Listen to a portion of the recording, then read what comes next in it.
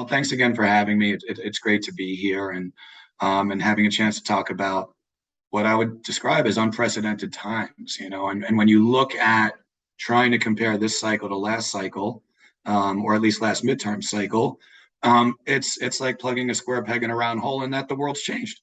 The world's changed in terms of news cycles, voter sentiment, the way in which people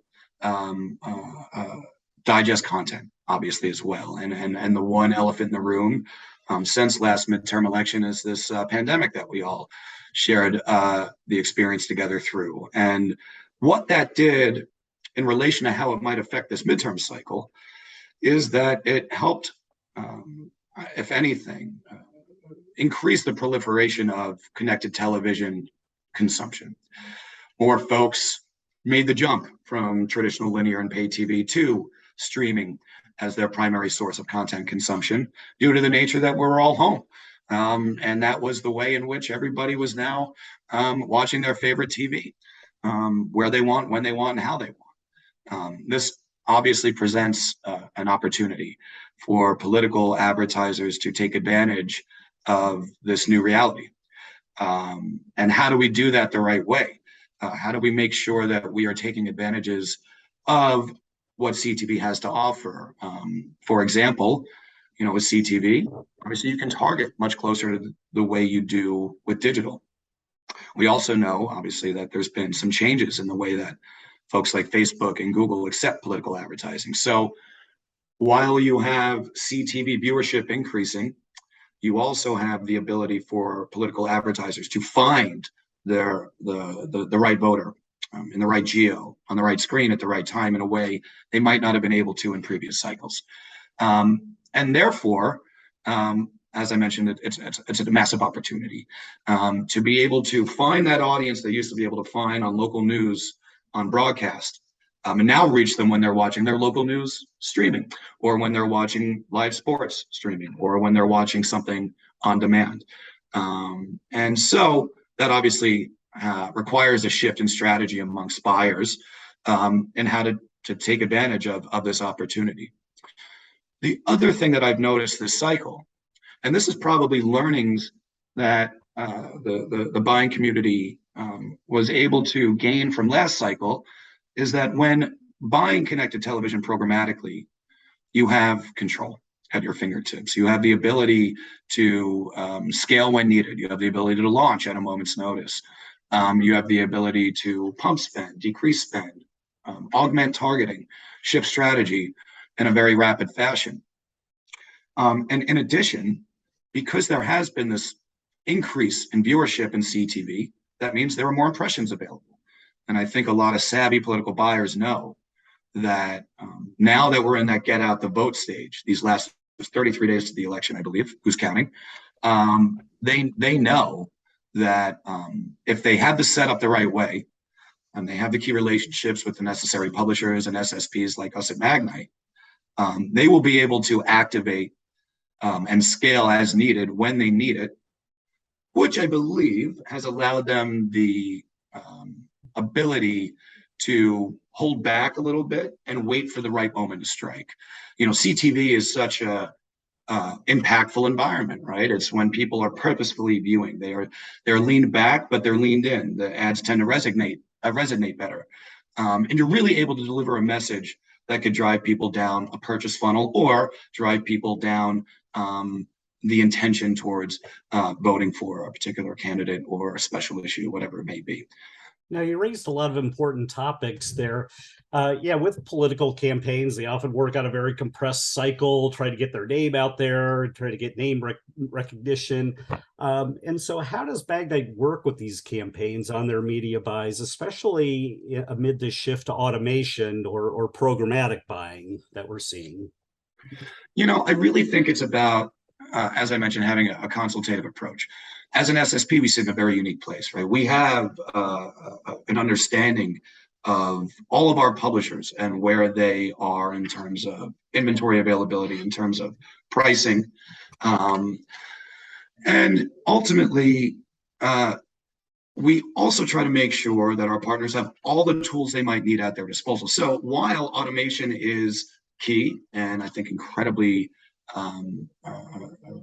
essential and useful approach to buying right now.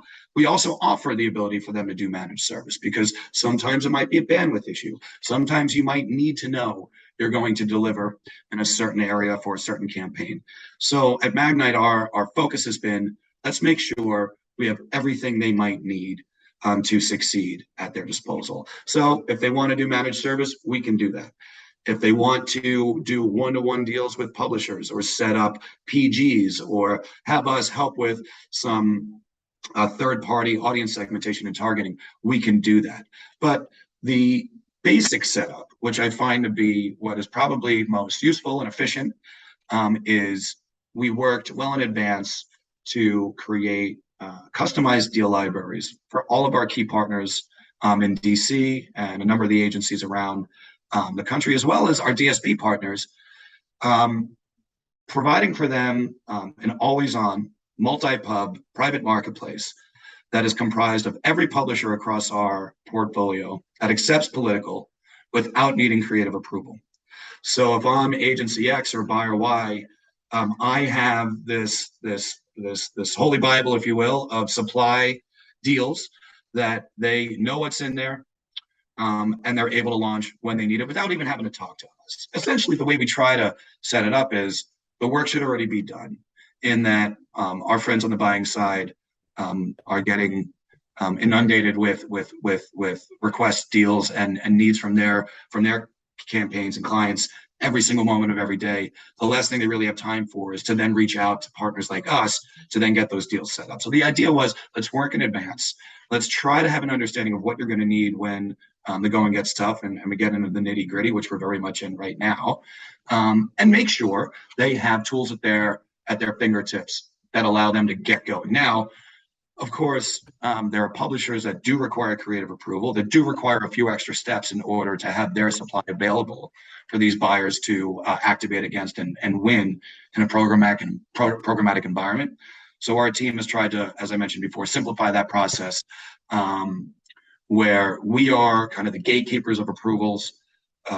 These buyers have a deal that they can launch immediately with, and then once we can approve each individual A domain and or candidate's creative, they have that additional scale then folded in their existing deal. So it's not like they're like, oh wait, where's my Discovery, where's my Samsung, where's my Sling? Instead, they have one deal, they've already launched it, and they know that there's a rolling increase of supply being folded into that existing deal from those publishers who do require creative approval. And this allows them to activate the moment they need to, but have the confidence that additional scale will be there as they continue running and as they work towards delivering that budget in full. And I think one of the key things to remember specific to the political category and world is we're all in this together. You know, publishers obviously want to monetize inventory, but more importantly, the buyers want to spend that money more than anyone else, right? They have one shot at this. Election day is a ticking clock, and we need to make sure that they can, with ease of use and with precision. And I feel like what I love about being at Magnite is we have the tools available to help them do just that. Find that exact user, regardless of where and when they're watching, whether it's on their laptop, whether it's on their mobile device, whether it's in their car listening to a podcast, or whether it's sitting back on their couch watching connected television. But then allow them to find the scale they need. And again, it's all about immediacy and it's all about efficiency.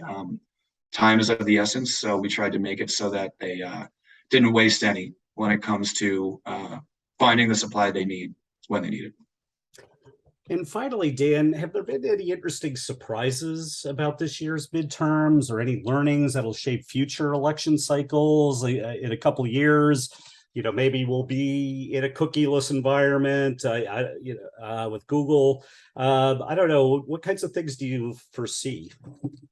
What I foresee is that I can't foresee anything, if that makes sense. And what I mean by that is these are unprecedented times, both just outside of the media world, but also very specific to the world that we live in. The landscape of CTV has changed dramatically, not just since the presidential cycle in 2020, but also since the midterms in 18. I can only imagine how much that is going to change in 2 years when we get to the next presidential election. I can tell you that we're already having conversations with some buyers around how can we partner together over the next year to best prepare ourselves for the new future of 2024.